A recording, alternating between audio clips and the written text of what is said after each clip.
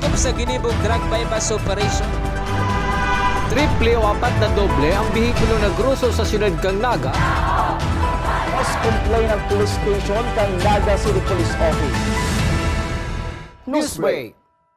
Sa headlines kan mga barata, Metro Naga Water District may 5.6 million pesos na net income ngunya na bulan kang Enero.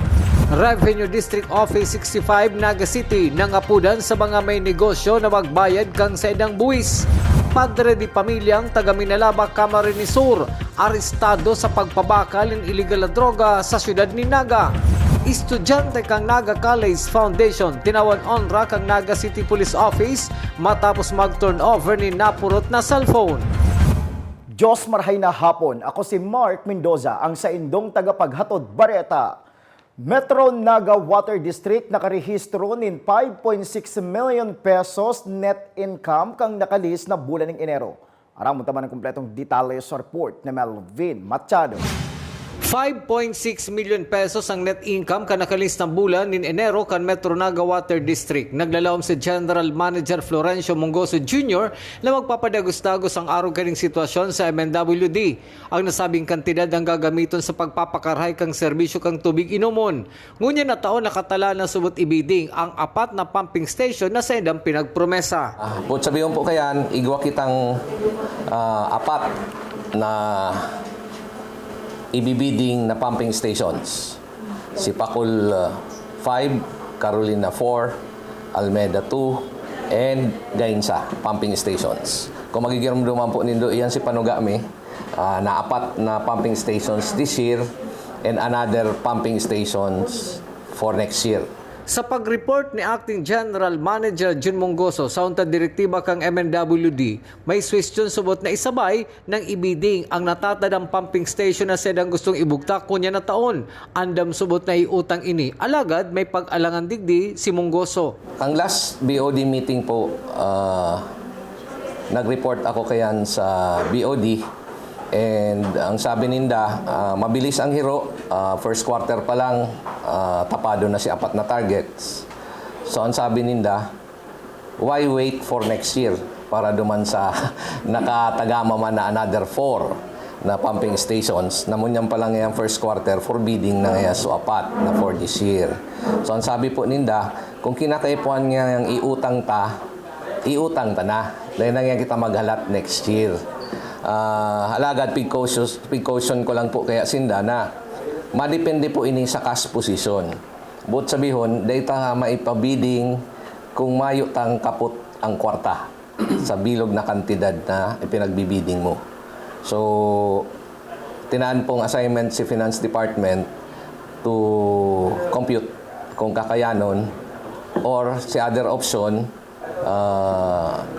iutang. Sa iling ko po kaya madali man ining iutang dahil ang pumping station ang sulamenting source of income kang water district. Ang sarong pumping station nagkakantidad 15 hasta 20 milyones pesos. Para sa GNN TV 48 Naga, Melvin Machado, Newsbreak.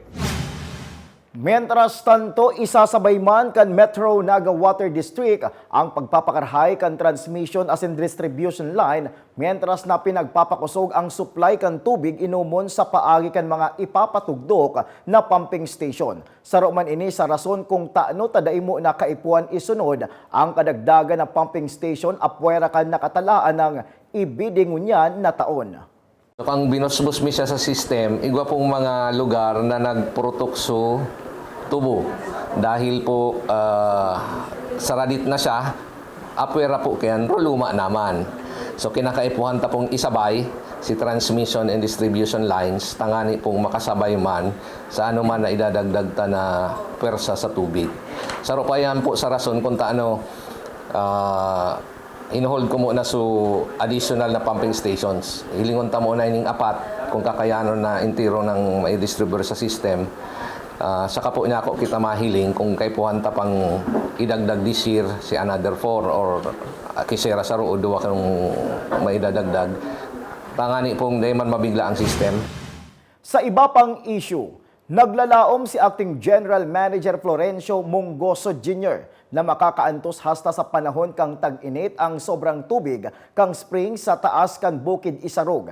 Sa pagsakad subuot ni Acting General Manager Mongoso sa Mount Isarog, nahiling kay ni ang sobrang tubig hali sa saindang mga burabod na natitipon ngunyan sa water facility kang MNWD na yaon sa taas kan Bukid, Isarog.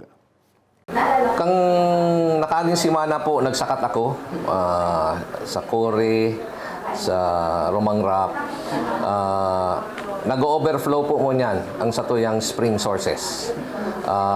Buot sabihin po si main lines ta dahil na kayang i-absorb so dagdag na tubig hali sa watershed. Kaya igwa kita dumaning containment area, pag hiniling mo po siya garo sa swimming pool, duman po nagwawaswas susubra. Taday ta naman pwede pong ipersang ilawag sa system ta baka magka-problema man kita sa tubo. So hopefully po ini masustainer ini prior to summer. Iyo po ni ang masalbar sa to pag summer period.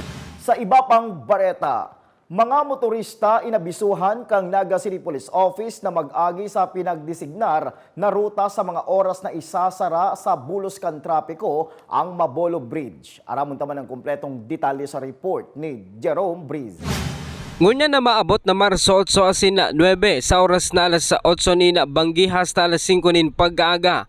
Liwat na isasarado ang Mabolo Bridge sa padagos na pag-construir kay ni kana DPWH.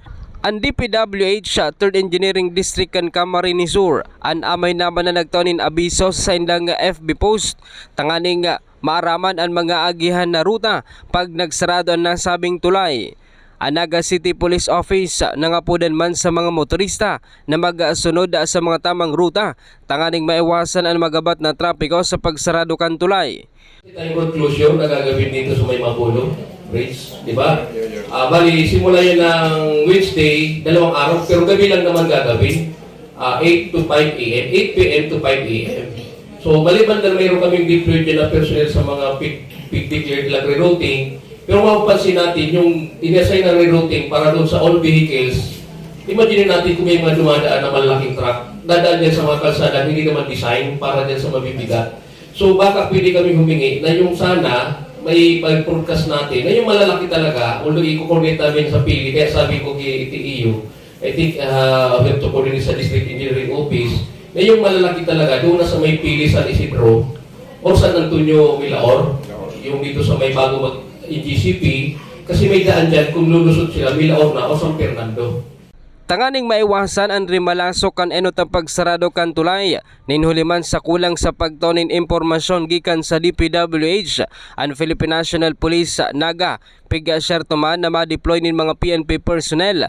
Tanganing magtabang sa pagmanihar kan bulos kan trapiko. Para sa Gen TV48 Naga, Jerome Breeze. Newsbreak.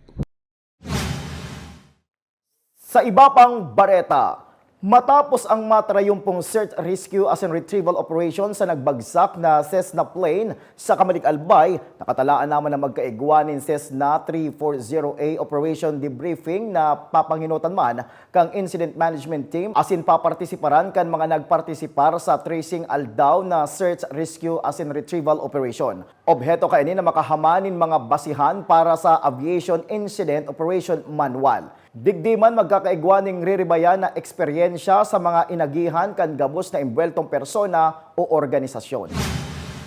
Sa pagbabalik kang newsbreak, sarong parao maarestado sa anti-drug bypass operation sa Siyudad ng Naga. Yan asin iba pang mga bareta sa pagwelta kang GNN TV 48 Naga Newsbreak. Dakop sa ginibong drug bypass operation.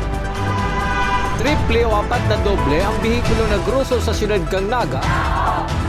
Mas complain ng police station kang Naga City Police Office. Newsbreak.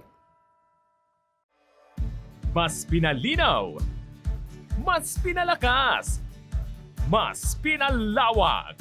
Ang GNN TV 48 Naga, digital na! Kung ang inyong TV sets ay digital ready na, pindutin ang scan o search channel button at makikita ang GNN TV Channel 48. Maaaring gumamit ng indoor o outdoor antenna para sa mas klarong panonood.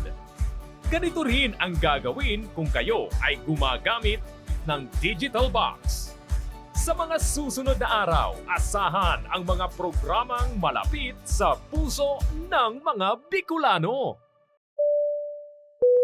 Flight attendants, prepare for takeoff, please.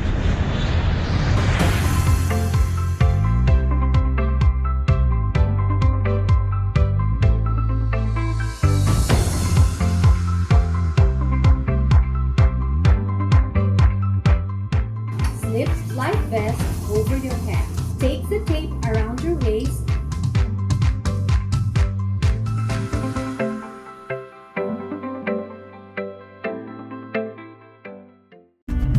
Sa oras ng sakuna, isa sa mga kailangan natin sa ating tahanan ay isang gubag. Ang isang gubag ay naglalaman ng tubig, mga dilata at biscuits upang hindi tayo magutom, energy bars or energy drink, first aid kit, communication devices tulad ng flashlights at batteries, whistles o pito, portable radio, at extra cellphone. Mas mabuti kung meron tayong prepaid load guard. Tools tulad ng Swiss knife at gunting. Maaari din tayo magdagdag ng lubid. At huwag natin kakalimutan ang hygiene kit na naglalaman ng sabon, tissue, toothpaste, toothbrush, at face mask. Sa lahat ng oras, laging bukas nakahanda ang aming tanggapan. Tandaan, ang Bicolanong alerto, pirming protektado. Work with business executive or turn yourself to become one. Explore the career in the world of business with NCF's Bachelor of Science in Business Administration, major in Financial Management. This degree prepares you to excel in the financial service sector. Start it right with NCF's College of Accountancy and Finance. Dakop sa ginibog drug bypass operation. Triple o apat na doble ang bihikulo na gruso sa siyudad kang Naga.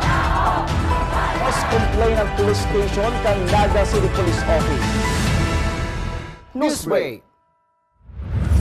Padagos pa sa mga bareta, Revenue District Office 65 Naga kan Bureau of Internal Revenue nangapudan sa mga may negosyo na dailingawan ang sa indang obligasyon. Aramon taman ang kompletong detalye sa report ni Melvin Machado.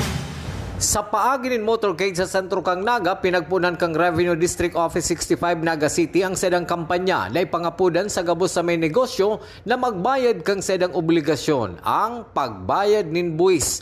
Susog kay Revenue District Officer 65 Mr. Raymond V. Ranches ang sedang aktibidad sa RDO 65, ang suporta sa National Tax Campaign kang Gobyerno Nasyonal asin kang Bureau of Internal Revenue. April 17, 2023 ang deadline kang pagbayad nin buwis. Ito po ay ang ating 2023 tax campaign kick-off na ginanap dito sa Naga City.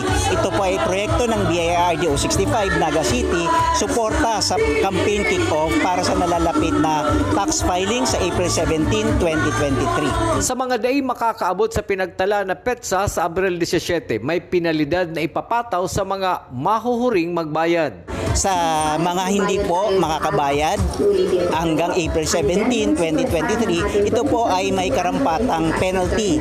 Meron po tayong surcharge, meron pong interest at compromise penalty. Ang surcharge po ay 25% of the basic, ang interest po ay 20% per annum, at ang compromise penalty naman po ay merong kaukulang schedule according to the basic tax due. Kaya nga po dapat tayo po ay magbayad on or before April 17. Hulit na naghali subot sa pandemya ang nasyon, ang anuman na sintimos na hali sa buwis, iyo man subot ang gagamiton sa mga proyekto kang gobyerno. Ngunya na taon, ang tema kang Bureau of Internal Revenue Tax Collection Campaign, iyo ang tulong-tulong sa pagbangon, kapit kamay sa pag-ahon, buwis na wasto, alay para sa Pilipino. Para sa GNN TV 48 Naga, Melvin Machado, Newsbreak. Mentras tanto naguugma si Revenue District Officer Raymond Ranches kang RDO 65 sa pagiging compliant kan mga negosyante sa syudad ning Naga. Kang nakalis na January 2022, nakatipon subot sindanin koleksyon na 368 million pesos. Alagad ngunya na January 2023, uminabot na ini sa 487 million pesos. Natutuwa po kami sa BIR RDO 65 Naga City dahil sa magandang compliance at pagtanggap ng ating mga taxpayers. Sa katunayan po, sa buwan ng January, malaki po ang excess ng ating ahensya, BIR RDO 65. From last year's 368 million, ngayon po ay nakakolekta tayo ng 487 million or 111 million excess from last year's collection. Kaya kami po ay nagpapasalamat sa lahat ng ating mga taxpayers sa Naga City. At sana po tuloy-tuloy po ang inyong suporta sa amin sa BIR, sa BIR RDO 65, ganun din po sa buong ahensya. Sa satuyang police report, sarong padre di pamilya na pag-umaang hanap buhay ang naaresto sa ginibong anti-drug bypass operation sa Ciudad Dinaga. Aramon naman ang kompletong detalye sa report ni Jerome Breeze. Nagdayo pa sa Ciudad Dinaga ang sarong nga padre di pamilya tangani nga magpabaghal nin illegal na droga na naging rason kan sa iyang pagkakaaresto sa ginibong drug bypass operation sa Barangay Santa Cruz sa Naga City alas 11:25 kasubanggi. Ang suspect na si Felix Frehinal Jr., 42 anyos, kana manapaw Minalaba, Camarines Sur. Ang nabakalanin kantidad 1,500 pesos na pinagtutubudan na illegal na droga. Mantang na-recover pa sa iya ang duwa nga plastic sachet na may laog din pinagtutubudan shabu. Ang suspect nasa kustodiya ng unyan kan na Philippine National Police sa Naga City tangaling sangatanin kasong pagbalgar sa RA 9165 on Comprehensive Dangerous Drugs Act of 2002. Para sa GNN TV 48 Naga, Jerome Breeze, Newsbreak. Sa iba pang police report, Cybercrime Unit kang Camarines Sur kinumpirmar ang pagdakol ng reklamo mapadapit sa harassment kan mga may pagkakautang sa paagi kan online loan application. Nagbubwelta si Jerome Breeze. Matapos ang nangyari nga suicide incident sa sarong nga tulay ka na Bagaraw, Camarines Sur na konsen biktima ang sarong nga 24 anyos na nurse asin posibleng nakapag-trigger ang harassment ka na mga online loan application. Ang anti-cybercrime unit ka na Camarines Sur liwat na nangapudan sa mga nabibiktima kaini na magdulok sa opisina tanganing masolusyonan ang problema. Sigun ki Police Senior Master Sergeant Leia Sancha, an Assistant Team Leader kan Anti-Cybercrime Unit kan Camarines Sur, kadakol naman na subot na nagpapasiring sa inda na biktima ka ng mga online loan application. Dakol po ang naglalaog sa tuya na mga reklamo manungod sa mga online harassment hali dyan sa mga lending apps. So, yan po. Madali lang po yan na ma-resolbahan, basta dali lang po sinda magpadala sa takot kasi talagang mananakot po sinda. Kung ano man po ang mga nare-receive nindo, kaipuhan po mai-report yung tulos. Kaya sa ngunyan, liwat na nagpagirumdum man opisyal sa iba pa nga mga nabibiktima kada mga online loan application na magpasiring sana sa opisina tanganing magsangat nin legal na reklamo asin darahon sana ang mga importanteng rekisitos. Duman po sa mga nagiging biktima po ng mga pananakot or online harassment dahil po sinda nag-apply sa online lending. Ano po? Kung kamo po nakaka-receive ng mga pananakot, magdiretso po kamo digdi sa opisina mi sa Naga City and Camarines Sur Anti-Cybercrime Office. Makukuha po nindo ang opisina mi digdi sa 2nd floor Naga City Youth Center. Sa likod lang po siya kang Robredo Museum. So, magdala lang po sinda ng ID, darahon po si mga conversation or si mga nare-receive na text hali po duman sa mga nananakot para po ma-record ta and ma-submit ta po yun. Para sa GNN TV 48 Naga, Jerome Breeze, Newsbreak. Padago sa mga bareta, hinaangaan ngunyan ang grupo nin mga estudyante kang Naga College Foundation matapos na ibalik ang cellphone na sa inang napurot sa sarong mall sa siyudad ng Naga. Ang kumpletong detalles kay naramunta sa report ni Junior Correspondent Kayla Casulia. Sa tahaw kang pagtios, estudyante kang Naga College Foundation ang nagpatunay na day iniulang para magibuning kamarayan. Girumdum pa kang estudyanteng si Jasamay Asog kang Naga College Foundation kung paano ninda napurot kan sa iyang mga kaklase ang sarong cellphone sa sarong mall sa sentro kang Naga.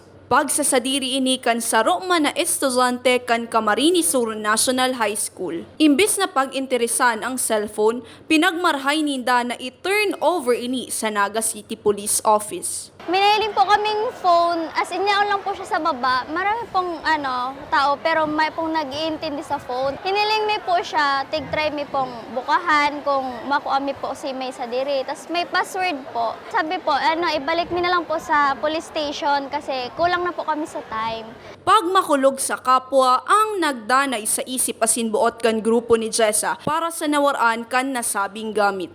As a student po, kung ikaw man po ang mawaraning arog po katong bagay, syempre ang cellphone po, mahalaga po ngunyan. Nag-online class pa man din po kita, tapos yung po dumantig, papas ang mga output na po, baga, tig-isip mi po na baka po may mga important details man po duman, nakaipuhan po katong may sadiri kang phone na masakitan man po siya kung mawawara po si mga files duman. Dahil mi po aram kung may mga importante po nga duman, kaya binalik mi na lang. Simple sanaan sa iyang mensahe, maging onesto sa gabus na bagay. Pero may pong maging honest kasi po, dahil man po nababakal po kang kwarta, ang ano man pong bagay. Kung honest ka po, may babalik man po yan sa imo ni Lord pag abot man po kang panahon na mas sobra-sobra pa.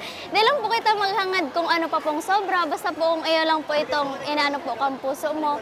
Yun lang po, be honest po, perme. Kayla Kasulya para sa GNN TV 48 Naga News Break. Asin yan ang kataripunan kan mga bareta ngunya na aldaw. Day malingaw na bisitahon ang samuyang official Facebook fanpage asin ilike ang GNN TV 48 Naga para pirmi kitang updated sa mga bareta asin istoryang bida ang Bicolano. Liwat ako po si Mark Mendoza. Digdis na yan sa GNN TV 48 Naga News Break. Dakop sa ginibog drug bypass operation. Triple o 4 na doble ang bihikulo na gruso sa siyudad kang Naga. Mas complain ng police station kang Naga City Police Office. News Break.